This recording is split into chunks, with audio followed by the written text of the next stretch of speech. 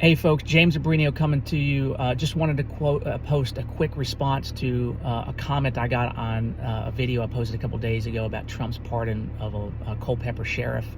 And the question was, because I said he was convicted by a jury of his peers, and the question was, well, was he really convicted of a jury of his peers? It's not like he was convicted by fellow sheriffs and things like that. And I wanted to kind of expand upon that. And also, thank you for taking the time to comment. I think that was a useful comment, and I think anything that can teach people is super useful. So when I talk about this, first of all, I want to talk about this is Virginia state court that I'm talking about. I practice primarily in state court. The feds have a similar framework, but here in Virginia, this is how it works. So in order to qualify as a juror, there's conditions you have to meet. Number one, you got to be 18. Number two, you got to be able to understand the English language. Number three, you got to live in the county. Number four, you can't have a felony conviction or at least have your rights restored. And then there's other requirements, but those are the basic foundational requirements to qualify as a jury of our peers.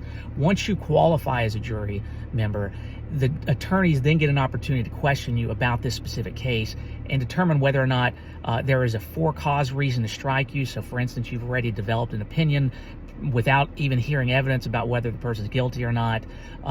You have a bias because of your profession, and therefore you would never convict a law enforcement officer, that kind of thing.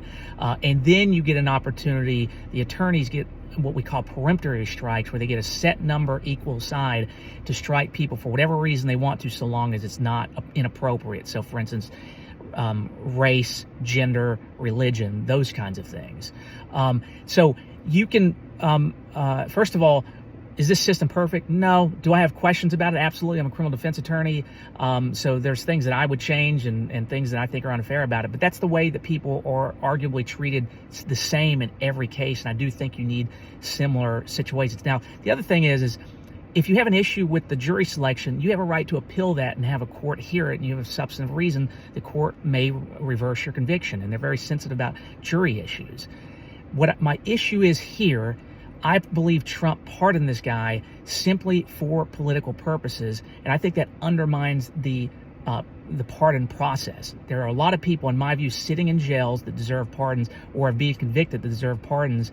They've demonstrated that they've done their time, or they're contributing members of society, or they've got a lot to offer our community, or they just deserve a second chance. That's fine, absolutely. I'm a big fan. Let's expand on pardons. In fact, I think there's way too many convictions in the first place, way too many reasons to be a felon in Virginia for the first place.